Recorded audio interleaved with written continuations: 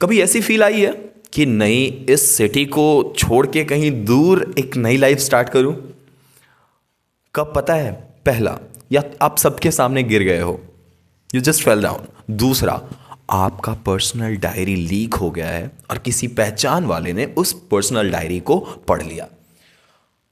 यही है chapter the diary of Anne Frank. Chapter का नाम है the diary of Anne Frank. ये एक एक्सट्रैक्ट है, पता है, एक बुक था जिसे बोलते हैं the diary of a young girl, diary of a young girl. अब इस लड़की की डायरी लीक हुई थी, इसे पब्लिश किया गया था इसके फादर के थ्रू, इनके डेथ के बाद अनफॉर्चुनेटली। ये जब पब्लिश हुई तो इतना इस पे व्यूज़ आए लोगों का, इतना ज़्यादा ये पॉपुलर हुई कि इसका एक एक्सट्रैक्ट ही एनसीईआरटी ने पब्लिश कर दिया। स्टार्ट होता है एना फ्रैंक से, एक पर्सनल डायरी लिखती है वो। स्टार्टिंग में लिखती है, पता है मैं डायरी क्यों लिख रही हूँ, उसके बारे में बताती है कि क्योंकि मेरे फ्रेंड्स ही नहीं हैं। और पता है, paper has more patience than people. Paper आपकी बात ध्यान से सुनता है, आप जो भी बताना चाहते हो। लोग अपने बारे में बोलेंगे। आप बोल रहे हो, पता है मैं एक बार पटना गया था भाई, क्या बताऊं, क्या मैंने वहाँ पे ऑब्जर्व किया, उस दिन क्या हो रहा था। अरे भाई, वहाँ मैं बताता हूँ क्या? He was not listening to you, nor you were listening to him. आपके माइंड में एक नई दुनिया चल रही है, उसके माइंड में एक नई दुनिया। पेपर का क्या है? पेपर आपकी बात सुनती है, पेपर आपकी बातों को लिखता है, उसे समझता है, लेकिन रिप्लाई नहीं देता, वो बीच में इंटरप्ट नहीं करता। एना फ्रैंक ने यही बात बोली कि मेरा कोई फ्रेंड नहीं है यार, मैं डायरी लिखूंगी। एक जेविस गर्ल है। अब जब नाजी का वहाँ पे ऑक्यूपेशन था वर्ल्ड वॉर 2 के टाइम पे, तो उस टाइम की बात है ये डायरी मिला था इसको 30th बर्थडे पे। नाम इसका रखा किट्टी। डायरी स्टार्ट करती है और अपने डेली थॉट्स को वो मेंशन करती है। पहले डायरी को अपने बारे में बताती है, पता है किट्टी, मेरा नाम है एना फ्रैंक, और मेरे पापा मम्मा इस सब के बारे में उन्होंने मेंशन किया। ये अपने दादी से बहुत प्यार करते थे, जिसके कारण जब एक टाइम पे इनकी दादी जब बहुत बीमार थी, she celebrated her birthday very normally. और जब इनके दादी का डेथ हो गया, she didn't celebrate her birthday. पापा मम्मा से बहुत प्यार था इनको। अपने फैमिली के बारे में लिखती है, स्कूल्स के बारे में लिखती है कि everyone was cooking on their booths, सबके सब चिल्ला रहे थे क्लासरूम में। और पता है, ऐसा लगता था कि आधे से ज़्यादा को तो पास ही नहीं होना चाहिए, जैसे ये लोग हैं। और मैं कौन सा पास होने वाले, मुझे डर लग रहा है मैथ्स के बारे में। ये भी मैथ्स से नफरत करती है, मुझे भी डर लग रहा है मैथ्स के बारे में। लेकिन देखो क्या होता है।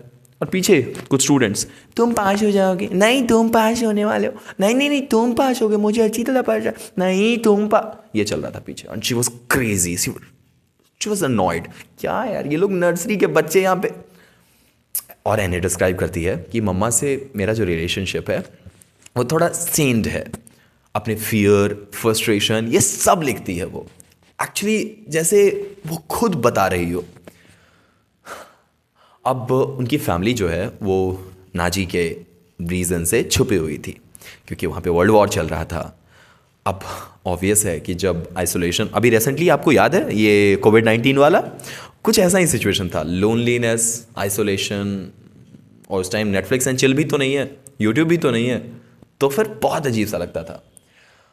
अब इसने राइटिंग इसीलिए स्टार्ट किया क्योंकि ये स्ट्रेस से भर चुकी थी, डर से भर चुकी थी, आइसोलेशन से भर चुकी थी, लोनलीनेस से भर चुकी थी, अनोइंगनेस से भर चुकी थी। इसने डायरी लिखना स्टार्ट किया। वो बताती है कि कितना रिस्ट्रिक्टेड लाइफ लग रहा है मेरा। वो डिस्कस करती है कि एक दिन ना मैं राइटर बनूंगी। वो रिफ्लेक्ट करती है ह्यूमन बिहेवियर्स पे। टीचर के बारे में बताती है, मिस्टर केजिंग, जिन्होंने इसे पनिशमेंट के तौर पे एसेज लिखना स्टार्ट करवाया कि ये यू बहुत गॉसिप कर रही हो, एसे लिख के लाओ।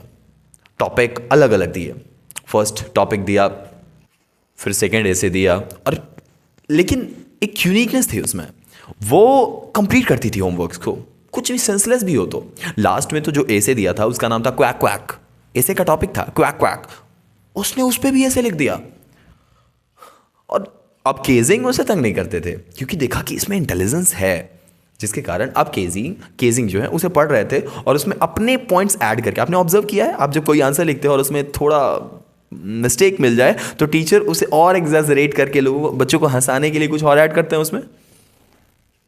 इसे पता चलता है एक ह्यूमन बिहेवियर कैसा होता है एक छोटे बच्चे का।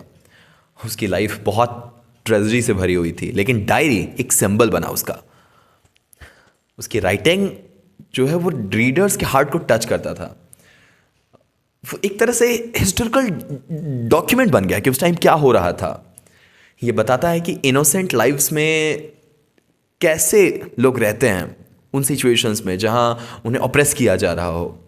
होप, करेज, ह्यूमैनिटी, ये सब उसके अंदर था। इस तरह से हमारी चैप्टर फिनिश हो जाती है। ये था द डायरी ऑफ एने फ्रैंक, जिसमें ऑलमोस्ट सारी चीज़ें हमने इसमें कवर कर ली है। कोई एक्स्ट्रा क्वेश्चन हो तो कमेंट कर दो, मैं रिप्लाई कर दूंगा। और take better care of yourself, focus on yourself, one sentence at a time, vision spoken English.